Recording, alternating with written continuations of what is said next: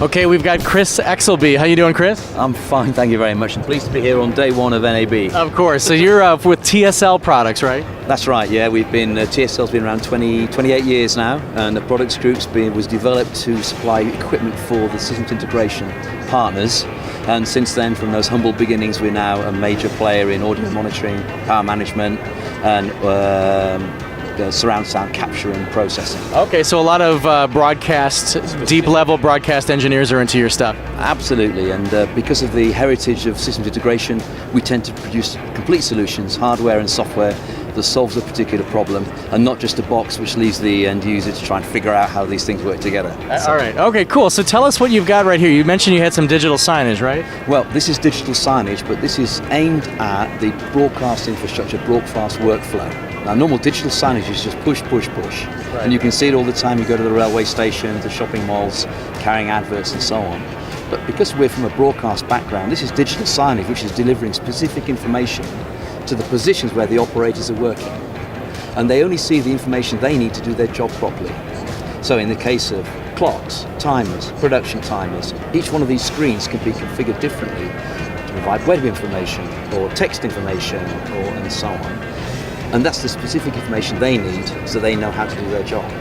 Whereas normally, you have somebody running around the broadcast network, broadcast infrastructure, with a list of a sheet, typed up sheets, put it in perspex sheets on the wall, and then the operator has to read those instructions and try and figure out how they relate to him. Okay. But for now and next programs, for microphone live, for loudness monitors, for everything's too loud, this is what's happening, this is what's coming next. So it's notifications from your, I saw some other hardware over there for loudness. I assume it works in concert. This works with third-party tools, so it can work with automation systems, it can work with schedulers, it can work with GPIs, it can work with virtually anything.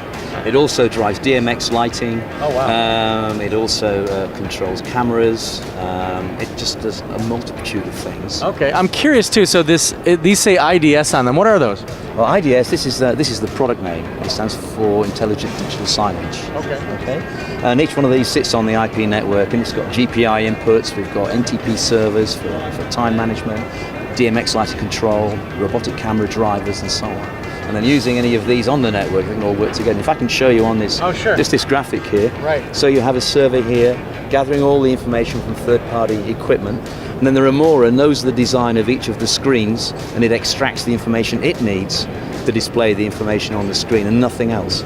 So from the same network, you can have a multitude of information, whether it's in the QC department, whether it's branding, or whether it's rival screens for the journalists to read, or world clocks. It's all there. And it's so amazing that everything's, you think of this technology 15, 20 years ago was totally different, the way to get clocks on screens and whatever. It was really hard. And of course, the game changer here is the price. A few years ago, these screens were, $1,000, $2,000. Wow. Now you can pick up an HDMI TV for a few $100s. So all of a sudden, the concept of providing information at low cost makes it then, the idea of typing sheets and running around and putting them in locations incredibly expensive when you can link all that information through third parties and then deliver it automatically.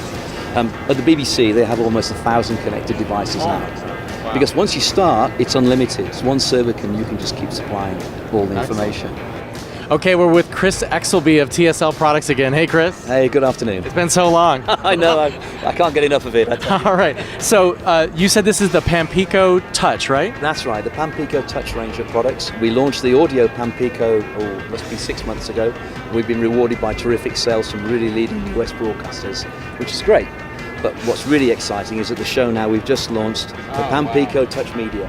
And this combines both video and audio monitoring in one simple screen. And you can see here the audio and the video. But don't take my word for it. It's got an HDMI output on the back of this unit. So you can throw onto a main big TV screen, exact replica of what you're looking at here. So you're sending your video feed into here, correct, embedded with embedded audio. That's right, and you can see here all the embedded channels. You can see the video, you can see the luminance, you can see the vector scope, and you can see all the information that you need to check and make sure everything's okay, without actually going to the trouble of having a combined, quite expensive, separate video unit. Okay, and so it's literally all-encompassing inside of this device. Everything is included there. It's just SDI in or AES and stereo, because you can measure other things as well. You've got measurements for loudness. It does loudness logging as well, so you can make a permanent record of. And the COMAC these days it's a huge topic of just. It's a huge topic. You know what? It's massive out here. Loudness is a big topic, but not just in here. The example, the rest of the world is following the US example because bad loudness is really poor. Oh, sure. But so we built that in. That's what it's about. But you know what? Have to have video in there as well is really important. And we've tried to demystify it by making it really straightforward to use, because the engineers don't have time anymore to read through huge manuals as to how things should work. So if you look at this, it's dead simple. Well, it's certainly an interesting product. I can't believe you fit it in such a small form factor. But thank you so much, Chris. I really appreciate it. It's our pleasure. All right.